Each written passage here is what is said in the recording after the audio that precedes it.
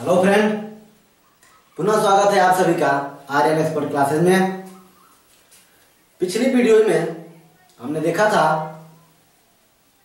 भारत की स्थलीय सीमा से जुड़े पड़ोसी देशों के बारे में और भारत के कौन कौन से राज्य पड़ोसी देशों की सीमा को स्पर्श करते थे, उनको हम लोगों ने अच्छी तरह से देख लिया था। ठीक है दोस्तों, तो आइए आज हम देखते हैं भारत के आंतरिक राज्यों के बारे में। कर्क रेखा किन किन राज्यों से गुजरती है, 0 डिग्री देशांतर रेखा किन किन राज्यों से गुजरती है और भारत की जलीय सीमा से लगे पड़ोसी देश और वो कौन कौन से ऐसे भारत के राज्य हैं जो तटीय सीमा को स्पर्श करते हैं, उन सभी को हम देखेंगे। ठीक है दोस्तों, तो चलिए आइए शुरू करते हैं। तो सबसे पहले हम देखेंगे कि भारत के आंतरिक राज्य कौन कौन से हैं। आंतरिक राज्य मतलब कि वो राज्य जो ना ही किसी देश या तटीय सीमा को स्पर्श करते हैं, ठीक है, वो आंतरिक राज्य कहे जाते हैं। ठीक है, तो आइए देखते हैं वो कौन कौन से राज्य हैं। तो दोस्तों मुख्यतः 5 जो है कि आंतरिक राज्य हैं जिनकी सीमा ना ही किसी पड़ोसी देश से या ना ही किसी तटीय क्षेत्रों से जो है कि लगती है। वो कौन कौन से हैं आइए देख लेते हैं। तो सबसे पहले मैप के माध्यम से देखते हैं। तो सबसे पहले तो यहाँ पे ऊपर जो दिखाई दे रहा है राज्य, यहाँ पर हरियाणा। ठीक है दोस्तों, जो हरियाणा है, हरियाणा की सीमा किसी भी पड़ोसी देश से आपकी नहीं लगती है। ठीक है दोस्तों, हरियाणा के बाद आप देखेंगे यहाँ पे मध्य प्रदेश, ठीक है, जो बिल्कुल बीचों बीच में है। तो मध्य प्रदेश की सीमा भी किसी दूसरे जो है कि अन्य देश से नहीं लगती है या तटीय सीमा भी नहीं स्पर्श करती है कहीं भी। ठीक है, तीसरा जो देश है आपका, राज्य है आपका, वो है आपका झारखंड। ठीक है दोस्तों, झारखंड की सीमा भी किसी पड़ोसी मुल्क से आपकी नहीं लगती है। ठीक है, और चौथा जो राज्य है आपका वो है छत्तीसगढ़। छत्तीसगढ़ की भी सीमा आपके किसी पड़ोसी देश या तटीय सीमा से नहीं लगती है। ठीक है दोस्तों, और 5वां जो राज्य है वो है आपका तेलंगाना। तेलंगाना की भी सीमा किसी देश या जलीय क्षेत्र से नहीं लगती है। ठीक है दोस्तों, तो 5 कौन कौन से राज्य हैं उनको हम लोग देख लेते हैं, आंतरिक राज्य कौन कौन से हैं। तो पहला तो हो जाएगा हरियाणा, ठीक है, दूसरे नंबर पे हो जाएगा मध्य प्रदेश, तीसरे नंबर पे आपका हो जाएगा झारखंड, चौथा जो राज्य है वो है छत्तीसगढ़,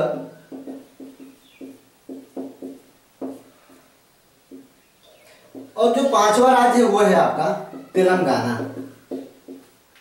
ठीक है दोस्तों, तो ये वो 5 आंतरिक राज्य हैं जिनकी सीमा जो है कि किसी भी देश या समुद्र तट को स्पर्श नहीं करती है। ठीक है दोस्तों, चलिए आगे बढ़ते हैं, देखते हैं कि कर्क रेखा भारत के कौन कौन से और कितने राज्यों से होकर के गुजरती है। ठीक है दोस्तों, चूंकि जैसा कि आप सभी लोग जानते होंगे कि जो कर्क रेखा है भारत के बीचों बीच से होकर के जाती है, यानी कि 2 बराबर भागों में डिवाइड करती है। ठीक है दोस्तों, तो आइए देखते हैं कि वो कौन कौन से राज्य हैं जिनसे होकर के कर्क रेखा गुजरती है। ठीक है दोस्तों,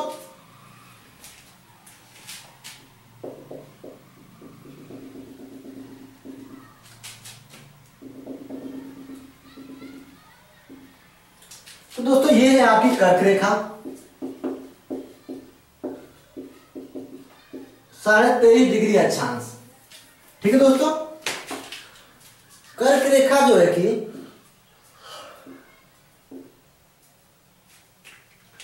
कौन कौन से राज्यों से गुजरती है उसको हम लोग देख लेते हैं। तो अगर पूर्व से आप चलते हुए आएंगे तो देखेंगे मिजोरम, त्रिपुरा, पश्चिम बंगाल, झारखंड, छत्तीसगढ़, मध्य प्रदेश, राजस्थान और गुजरात, इन राज्यों से आपकी जो है कि कर्क रेखा होकर के गुजरती है। तो कभी कभी आपसे पूछ लिया जाता है, 4 विकल्प दे दिए जाएंगे, उसमें से पूछ लिया जाता है कि निम्न में से कौन से एक राज्य से जो है कि कर्क रेखा नहीं गुजरती है। तो अगर आपको जो है कि इनका क्रम अगर याद है तो आप आसानी से क्वेश्चन कर जाएंगे। ठीक है दोस्तों, तो आइए बताते हैं वो कौन कौन से राज्य हैं लिखकर। पूर्व से अगर देखा जाए तो सबसे पहले नंबर पे आपका आएगा मिजोरम, फिर त्रिपुरा, उसके बाद है पश्चिम बंगाल, उसके बाद है आपका झारखंड,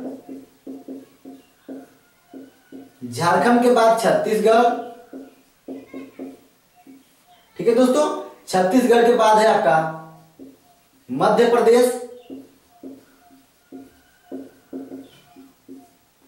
मध्य प्रदेश के बाद है आपका राजस्थान, और राजस्थान के बाद है आपका गुजरात, ठीक है दोस्तों। तो जो कर्क रेखा है वो भारत के 8 राज्यों से होकर गुजरती है, और वो राज्य क्रमशः कौन कौन से हैं, तो मिजोरम, त्रिपुरा, पश्चिम बंगाल, झारखंड, छत्तीसगढ़, मध्य प्रदेश, राजस्थान, गुजरात, ठीक है दोस्तों। और अगर इनको याद करने के लिए ट्रिक की जरूरत है तो आपको जो है कि 2 मिनट का वीडियो आपको ट्रिक के लिए बनाकर जो है कि अपलोड कर दिया जाएगा, ठीक है दोस्तों। अभी आप समझ लीजिए मैप के माध्यम से कि किन किन राज्यों से आपकी कर्क रेखा होकर गुजरती है, ठीक है दोस्तों। एक बार और देख लीजिए मैप के माध्यम से, कर्क रेखा इधर से आ रही है आपकी पूर्व दिशा से, तो पहले मिजोरम, फिर त्रिपुरा, पश्चिम बंगाल, झारखंड, छत्तीसगढ़, मध्य प्रदेश और राजस्थान के क्षेत्रों से होकर के गुजरती, ठीक है। तो राजस्थान और फिर गुजरात, ये वो 8 राज्य हैं जिनसे होकर के आपकी कर्क रेखा गुजरती है, ठीक है दोस्तों। अब आइए देख लेते हैं कि जो भारत की मानक समय रेखा है, यानी कि 82.5 डिग्री पूर्वी देशांतर रेखा, ठीक है दोस्तों। तो 82.5 डिग्री जो पूर्वी देशांतर रेखा है, यह भारतीय मानक समय जो रेखा है वो भारत के कौन कौन से राज्यों से होकर गुजरती है, उनको हम लोग देख लेते हैं, ठीक है दोस्तों। और चूंकि एक बात, जो किसी भी देश की मानक समय रेखा होती है वो मैक्सिमम वही ली जाती है जो उस देश के बीचों बीच से होकर गुजरती है, ठीक है दोस्तों। तो भारत के बीचों बीच से जो होकर के गुजरने वाली देशांतर रेखा है वो है 82.5 डिग्री, जिसको मानक समय रेखा माना गया है। और वो कहां से होकर गुजरती है, तो वो इलाहाबाद के नैनी से होकर गुजरती है, ठीक है दोस्तों। और कौन कौन से राज्यों से होकर गुजरती है, आइए उनको हम जो है कि देख लेते हैं। तो जैसे हमने देशांतरी विस्तार के बारे में बताया था कि जो भारत का देशांतरी विस्तार है, यानी कि इधर अगर पश्चिम में देखा जाए तो 68 डिग्री 7 मिनट से लेकर के, और इधर आपका जो था देशांतर वो था 97 डिग्री 25 मिनट, ठीक है। तो इसके बीचों बीच लगभग जो देशांतर पड़ता है, पूर्वी देशांतर जो पड़ता है वो है आपका 82.5 डिग्री, ठीक है। और वो किन किन राज्यों से होकर गुजरता है उसको हम लोग देखेंगे।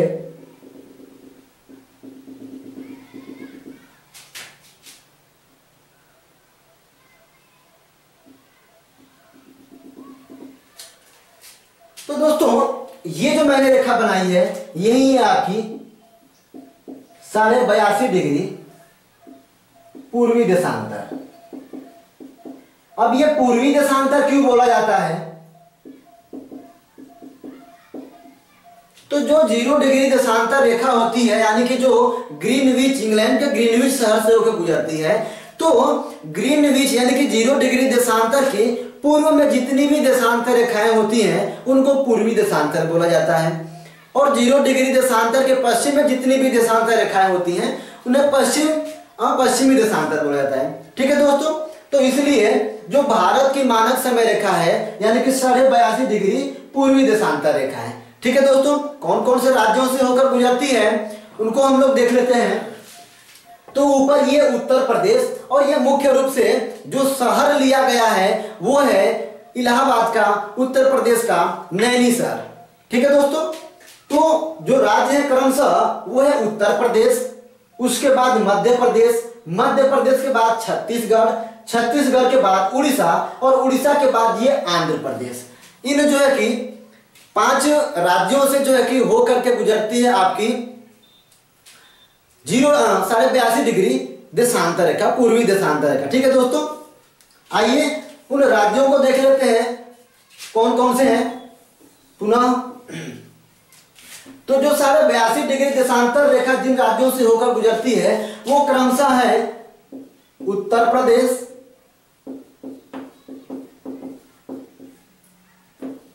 उत्तर प्रदेश के बाद मध्य प्रदेश, मध्य प्रदेश के बाद आपका हो जाएगा छत्तीसगढ़, छत्तीसगढ़ के बाद हो जाएगा आपका उड़ीसा, और उड़ीसा के बाद हो जाएगा आपका आंध्र प्रदेश। ठीक है दोस्तों, ये वो 5 राज्य हैं जिनसे होकर के आपकी 82.5 डिग्री पूर्वी देशांतर रेखा गुजरती है। अगर पूछे प्रमुख रूप से किस शहर से होकर गुजरती है या शहर कौन सा लिया गया है, तो वो है नैनीताल। ठीक है दोस्तों, आइए अब आगे हम लोग बढ़ते हैं और देखते हैं भारत की जलीय सीमा के बारे में। ठीक है दोस्तों, आइए देखते हैं भारत की जलीय सीमा किन किन जो है कि देशों से लगती है, वो देश जो है कि कौन कौन से हैं। ठीक है दोस्तों,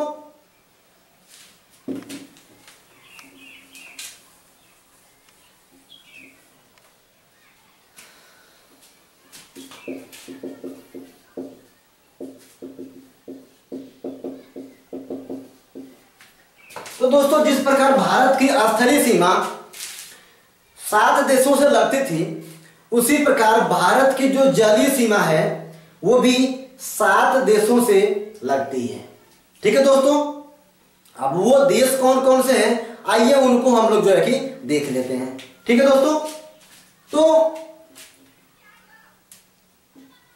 ये जो भारत का मैप है, जब इसके आप पश्चिम में जाएंगे तो ये जो विस्तृत क्षेत्र दिखाई दे रहा है, ये आपका बोला जाता है अरब सागर।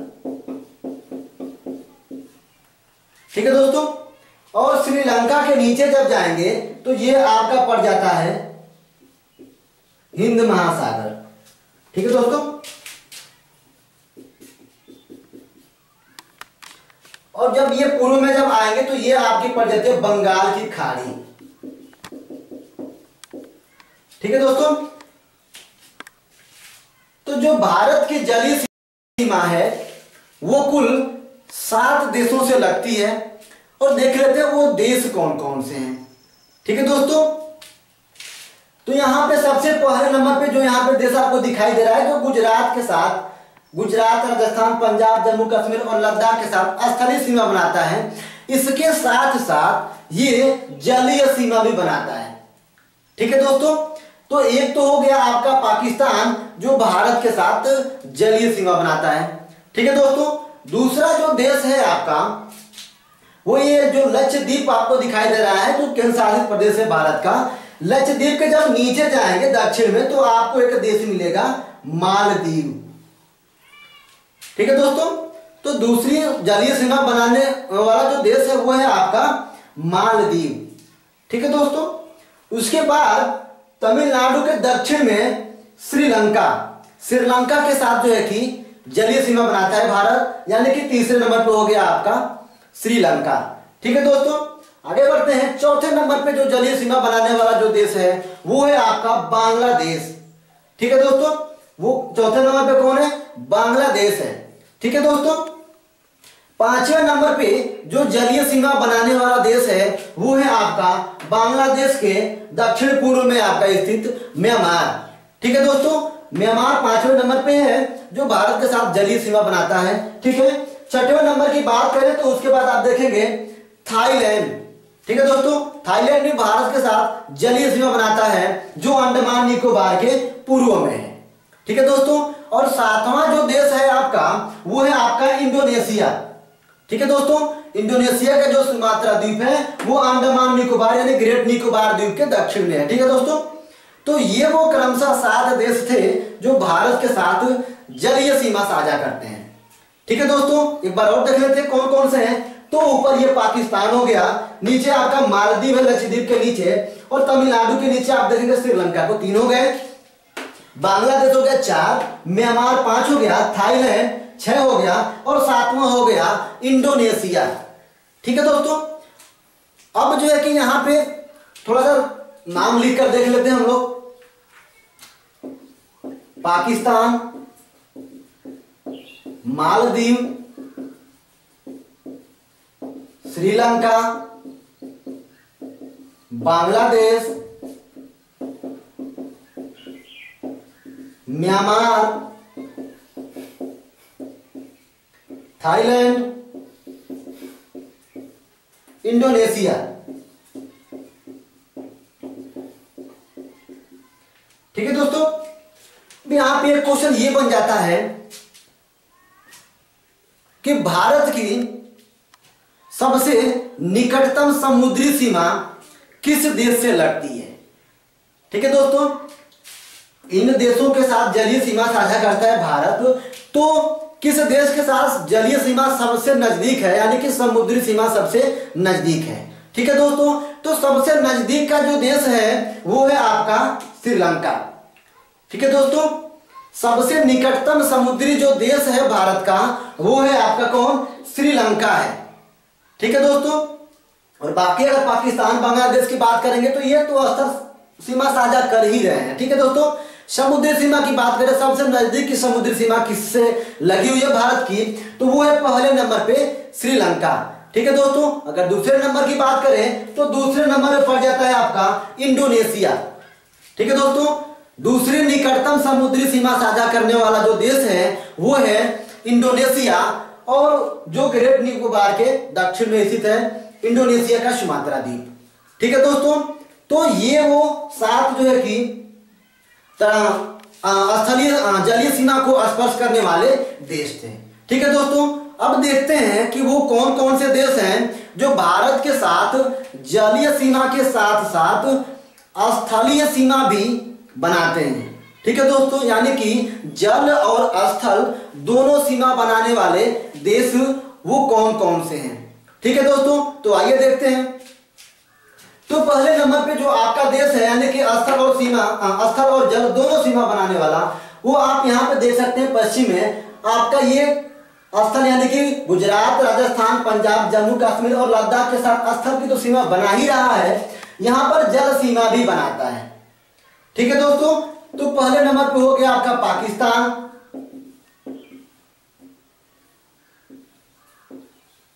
ठीक है दोस्तों। दूसरे नंबर पे देखेंगे यहाँ पर जो बांग्लादेश है, बांग्लादेश पश्चिम बंगाल, असम, मेघालय, त्रिपुरा और मिजोरम, इन राज्यों के साथ स्थलीय सीमा बनाता है और साथ साथ यहाँ पर जलीय सीमा भी बना रहा है। ठीक है दोस्तों, तो दूसरा जो देश हो जाएगा वो है आपका बांग्लादेश, और तीसरा जो देश है वो है आपका म्यांमार। ठीक है दोस्तों, म्यांमार आप देख रहे होंगे अरुणाचल प्रदेश, नागालैंड, मिजोरम और मणिपुर, इन 4 राज्यों के साथ जो है कि स्थलीय सीमा बनाता है और साथ साथ इधर जो है कि बंगाल की खाड़ी में जलीय सीमा भी बनाता है। ठीक है दोस्तों, तो तीसरा जो देश हो जाएगा वो है आपका म्यांमार। ठीक है, तो ये 3 जो है कि क्रमशः देश हैं जो भारत के साथ स्थल और जल दोनों प्रकार की सीमा बनाते हैं। ठीक है दोस्तों, बढ़ते हैं आगे और अब देखेंगे कि भारत की जो तटीय सीमा है, तटीय सीमा को जो है कि कौन कौन से राज्य जो है कि स्पर्श करते हैं। ठीक है दोस्तों, तो उसके पहले तटीय राज्यों को देखने से पहले थोड़ा सा आइए देख लेते हैं कुछ ही इंपॉर्टेंट जो है कि चीजों के बारे में। जैसे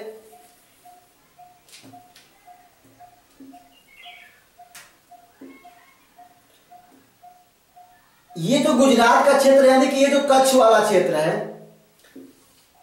ये बीच वाला जो भाग है इसको बोला जाता है कच्छ की खाड़ी।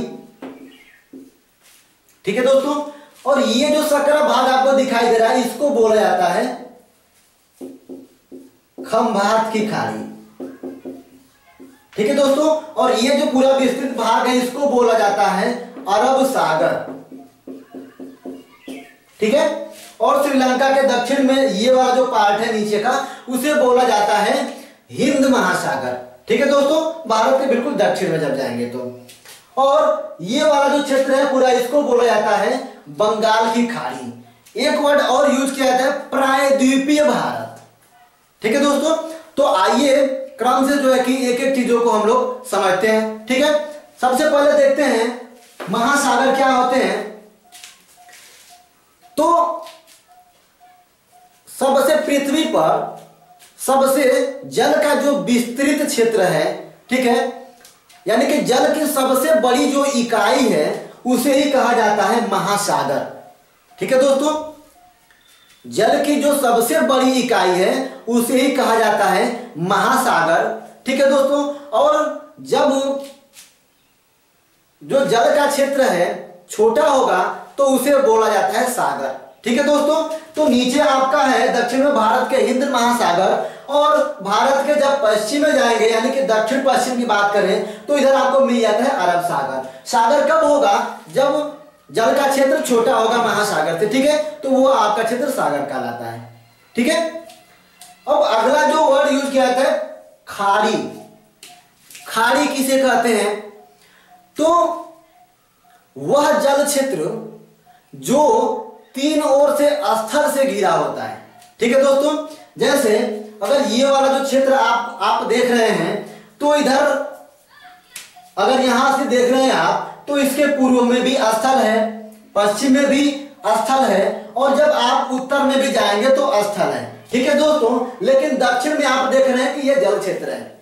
ठीक है, तो खाड़ी हम उस जल क्षेत्र को कहते हैं कि जो तीन ओर से स्थल से घिरा हो। ठीक है, तीन ओर से स्थल से घिरा हुआ जो जल क्षेत्र होता है वही कहलाता है खाड़ी। ठीक है दोस्तों, तो इसलिए ये वाला जो क्षेत्र है इसको बोलते हैं कच्छ की खाड़ी, और इस वाले क्षेत्र को बोलते हैं हम खंबात की खाड़ी। ठीक है दोस्तों, और ये जो बंगाल की खाड़ी है इसको भी जब आप देखेंगे तो पश्चिम में ये भारत भूमि से जो है कि घिरा हुआ है, पूर्व में जब जाएंगे तो इधर म्यांमार, थाईलैंड, अंडमान निकोबार द्वीप समूह इन स्थल भागों से जो है कि घिरा हुआ है, और जब आप उत्तर में जाएंगे तो यह पूरा भारत भूमि बांग्लादेश के साथ जो है कि स्थल से घिरा हुआ है। खुला हुआ है तो सिर्फ ये एक तरफ से यानी कि दक्षिण की तरफ से ही जल क्षेत्र है। ठीक है दोस्तों, तो ये वाला जो विस्तृत क्षेत्र है ये भी तीन ओर से स्थल से घिरे होने के कारण इसको खाड़ी बोला जाता है। नाम क्या है इसका? तो बंगाल की खाड़ी। ठीक है दोस्तों, अब एक वर्ड और यूज किया जाता है प्रायद्वीप। प्रायद्वीप क्या होते हैं? अर्थात जो भारत का ये वाला क्षेत्र है यहां से, यानी कि ऐसे ये देखा जाए तो इसको बोला जाता है प्रायद्वीपीय भारत। ठीक है दोस्तों, तो देखते हैं प्रायद्वीप किसे कहते हैं। तो वह स्थल क्षेत्र, ठीक है दोस्तों, वह स्थल क्षेत्र जो तीन ओर से जल से घिरा हो प्रायद्वीप कहलाता है। ठीक है दोस्तों, तीन ओर से जल से घिरा हुआ स्थलीय क्षेत्र आपका क्या कहलाता है? प्रायद्वीप कहलाता है। ठीक है, तो यहां पे देख रहे हैं कि जो ये वाला भारत है, भारत का जो मैप है ये वाला बीच से, ठीक है, तो इसके जब पूर्व में जाएंगे बंगाल की खाड़ी, पश्चिम में जाएंगे अरब सागर, दक्षिण में जाएंगे हिंद महासागर। ठीक है दोस्तों, तीन ओर से जल से घिरे होने के कारण इस क्षेत्र को जो है कि क्या कहा जाता है? तो प्रायद्वीप कहा जाता है। ठीक है दोस्तों, एक चीज और, अगर द्वीप की बात करें, द्वीप किसे कहते हैं? तो स्थल का वह छोटा भाग, ठीक है, मतलब जो महाद्वीप से छोटा हो। ठीक है, तो वह स्थल का वह छोटा भाग, महाद्वीप से छोटा भाग जो चारों तरफ से जल से घिरा हो। ठीक है, जैसे ये अरब सागर है तो यहाँ पे बीच में आपके जो है कि लक्षद्वीप पड़ता है। ठीक है, तो इनको हम कहेंगे द्वीप। ठीक है, या जो ये श्रीलंका आपको दिखाई दे रहा है ये एक द्वीपीय देश है, भारत का सबसे निकटतम समुद्री पड़ोसी देश। ठीक है, ये एक ऐसा देश है, द्वीपीय देश है, क्योंकि ये चारों तरफ से आपके जल से घिरा हुआ है। ठीक है, दक्षिण में जाएंगे तो हिंद महासागर, पूर्व में जाएंगे इधर बंगाल की खाड़ी पड़ जाएगी, ऊपर जब देखेंगे तो इधर पाक की खाड़ी, फिर मन्नार की खाड़ी। ठीक है दोस्तों, चारों तरफ से ये जल से घिरा हुआ है। एक चीज और दोस्तों, यहाँ पर जो इधर खाड़ी है उसको बोलते हैं पाक की खाड़ी, और इधर की जो खाड़ी है इसको बोलते हैं हम मन्नार की खाड़ी।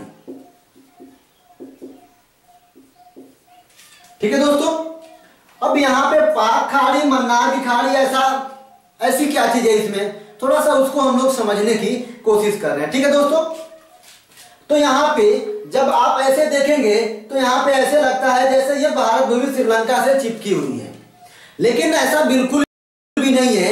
ये बस एक छिछले समुद्र की तरह है, जगह जगह जो है कि टीले के रूप में उठे हुए द्वीप हैं। ठीक है, और बीच में जो है कि गैप है, यानी कि जलीय क्षेत्र है। ठीक है दोस्तों, और रामायण की कथा के अनुसार ऐसा माना जाता है कि जो भगवान श्री रामचंद्र जी थे वो जो है कि सीता जी को लाने के लिए इसी मार्ग से जो है कि श्रीलंका गए हुए थे। ठीक है दोस्तों, तो इसलिए यहाँ पे जो छोटे छोटे द्वीप हैं, यानी कि जो छिछला समुद्र की तरह दिखाई देता है, यानी ऐसे मालूम पड़ता है कि कोई पुल बना हुआ है। ठीक है, तो उसको हम बोलते क्या है, राम सेतु बोलते हैं। ठीक है दोस्तों, क्या बोलते हैं, राम सेतु बोलते हैं, या इंग्लिश में इसी को एडम्स ब्रिज भी बोला जाता है। ठीक है दोस्तों, इंग्लिश में क्या बोला जाता है, इसको एडम्स ब्रिज भी बोला जाता है। ठीक है, अब जो है कि इसके जो ये राम सेतु है, इसके जब आप पूर्व में जाएंगे तो पूर्व में आपको मिलेगी पाक की खाड़ी, और जब इसके पश्चिम में जब आप आएंगे तो मिलेगी आपको मन्नार की खाड़ी। ठीक है दोस्तों, अब इसको जैसा कि नाम से मालूम चल रहा है पाक की खाड़ी, तो इसका रिलेशन पाक से, पाकिस्तान से बिल्कुल भी नहीं है। ठीक है दोस्तों, पाक की खाड़ी नाम इसीलिए पड़ा क्योंकि इसके जो सर्वेक्षणकर्ता थे उनका नाम था जेम्स पाक।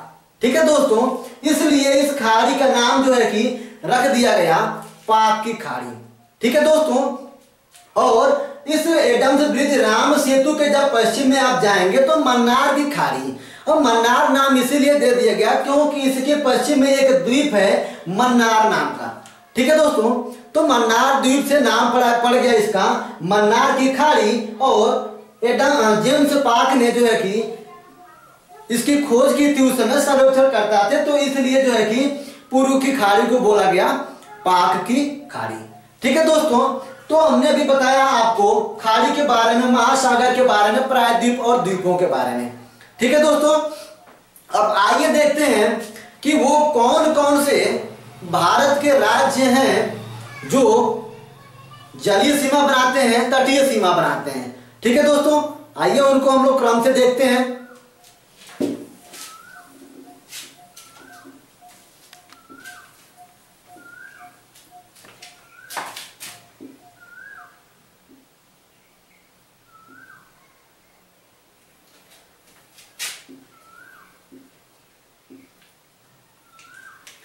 ठीक है दोस्तों, आइए देखते हैं वो कौन कौन से राज्य हैं जो जलीय सीमा बनाते हैं, तटीय सीमा बनाते हैं, भारत के वो राज्य कौन है। ठीक है, तो इधर सबसे पहले देखेंगे तो ये रहा क्षेत्र आपका गुजरात का।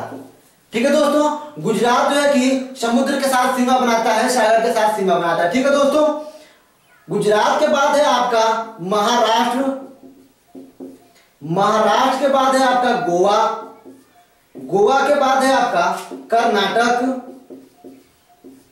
कर्नाटक के बाद है आपका केरल। ठीक है दोस्तों, कभी कभी आपको ऐसे भी पूछ देता है कि पश्चिम तटीय राज्य कौन से हैं और पूर्वी तटीय राज्य कैसे कौन कौन से हैं। ठीक है दोस्तों, तो इनके क्रम को जो है कि आप जरूर याद रखिएगा।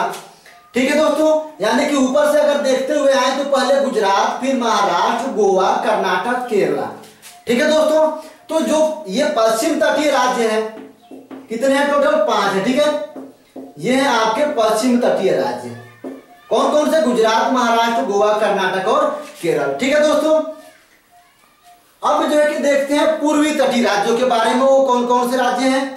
तो ये आपका यहां नीचे रहा आपका तमिलनाडु, ठीक है, ये रहा आपका आंध्र प्रदेश। ठीक है दोस्तों, और उसके बाद ये रहा आपका उड़ीसा, और उड़ीसा के बाद ऊपर रहा आपका पश्चिम बंगाल। ठीक है दोस्तों, ये जो 4 राज्य हैं इनको बोला जाता है पूर्वी तटीय राज्य। ठीक है दोस्तों, इसमें बिल्कुल भी कंफ्यूज ना होइएगा। पश्चिमी तटीय राज्य कौन कौन से? गुजरात, महाराष्ट्र, गोवा, कर्नाटक और केरल। ठीक है दोस्तों, पूर्वी तटीय राज्य कौन कौन से हैं? ऊपर से अगर आएंगे तो पश्चिम बंगाल, उड़ीसा, आंध्र प्रदेश और तमिलनाडु। ठीक है दोस्तों, पूर्वी तटीय 4 राज्य हैं, पश्चिम तटीय 5 राज्य हैं। ठीक है दोस्तों, तो यहां पर क्वेश्चन आपको ऐसे भी बन जाता है कि सबसे लंबी तटीय सीमा वाला राज्य कौन सा है, सबसे कम लंबी तटीय सीमा वाला राज्य कौन सा है। ठीक है, तो आइए उनके हम क्रम को देख लेते हैं कि पहले नंबर पे कौन आता है, दूसरे नंबर पे कौन आता है, 7वें नंबर पे कौन आएगा, 8वें, सभी को हम जो है कि ये क्रम से हम लोग जो है कि देख लेते हैं। ठीक है दोस्तों, तो दोस्तों जो सबसे लंबी तटीय सीमा बनाने वाला भारत का राज्य है वो आपका पड़ जाता है गुजरात। ठीक है दोस्तों, तो पहले नंबर पे कौन है आपका? गुजरात है। ठीक है दोस्तों, दूसरे नंबर पे कौन है आपका? तो वो आपका आ जाता है आंध्र प्रदेश। ठीक है, दूसरे नंबर पे कौन है? आंध्र प्रदेश। ठीक है दोस्तों, तीसरे नंबर पे लंबी तटीय सीमा बनाने वाला देश कौन सा है? तो वो है आपका तमिलनाडु। ठीक है दोस्तों, तमिलनाडु की जो तटीय सीमा है वो लंबाई में तीसरे नंबर पे आती है। ठीक है दोस्तों, चौथे नंबर पे जो है वो है आपका महाराष्ट्र। ठीक है दोस्तों, चौथे नंबर पे कौन सा राज्य है? तो वो है आपका महाराष्ट्र। अब 5वें नंबर पे कौन सा है? वो है आपका केरल। ठीक है दोस्तों, 5वें नंबर पे कौन है? केरल है। ठीक है दोस्तों, 6वें नंबर पे कौन है? तो 6वें नंबर पे आपका आ जाएगा उड़ीसा। ठीक है दोस्तों, 6वें नंबर पे कौन सा राज्य है आपका? तो उड़ीसा है। 7वें नंबर पे कौन सा है? तो 7वें नंबर पे आपका आ जाएगा कर्नाटक। ठीक है दोस्तों, 7वें नंबर पे कर्नाटक। 8वें नंबर पे जो है कि आपका पड़ जाता है पश्चिम बंगाल, और लास्ट जो राज्य है 9वें नंबर का वो आपका पड़ जाता है गोवा। ठीक है दोस्तों, तो अगर राज्यों के क्रम मैप के माध्यम से अगर याद है तो आप जो लंबी तटीय सीमा का जो अवरोही क्रम है आप उसको आसानी से याद कर सकते हैं। आप जैसे किसी का मोबाइल नंबर 10 डिजिट अंक का होता है आप उसको आसानी से याद कर जाते हैं, उसी प्रकार ये 9 डिजिट अंक है, बस अभी आप इनको जो है कि आसानी से याद कर सकते हैं। कैसे दोस्तों? तो 14,975। ठीक है, अगर आपको राज्यों के क्रम याद है तो। ठीक है दोस्तों, गुजरात, महाराष्ट्र, गोवा, कर्नाटक, केरल, तमिलनाडु, आंध्र प्रदेश, उड़ीसा और वेस्ट बंगाल, पश्चिम बंगाल, अगर इनके क्रम को आपको याद है तो आप इनको जो है कि आसानी से याद कर सकते हैं। कैसे? तो 14,975 और 32,68। ठीक है दोस्तों, यानी कि पहले नंबर पे गुजरात, चौथे नंबर पे महाराष्ट्र, 9वें नंबर पे गोवा, 7वें नंबर पे कर्नाटक और 5वें नंबर पे केरला, यानी कि 14,975। ठीक है दोस्तों, अब इधर है 32,68, यानी कि नीचे से तमिलनाडु तीसरे नंबर पे हो जाएगा, दूसरे नंबर पे आपका हो जाएगा आंध्र प्रदेश, 6वें नंबर पे हो जाएगा आपका उड़ीसा और 8वें नंबर पे हो जाएगा आपका पश्चिम बंगाल। ठीक है दोस्तों, तो ये वो क्रमशः 9 जो है कि राज्य थे जिनकी सीमा जो है कि जो तटीय सीमा को स्पर्श करते हैं। ठीक है दोस्तों, सबसे लंबी तटीय सीमा किसकी है? गुजरात की। दूसरे नंबर पे आंध्र प्रदेश की। सबसे छोटी मतलब सबसे कम लंबी तटीय सीमा किस राज्य की है? तो वो है आपकी गोवा की। ठीक है, ठीक है दोस्तों, यहां तक ठीक है।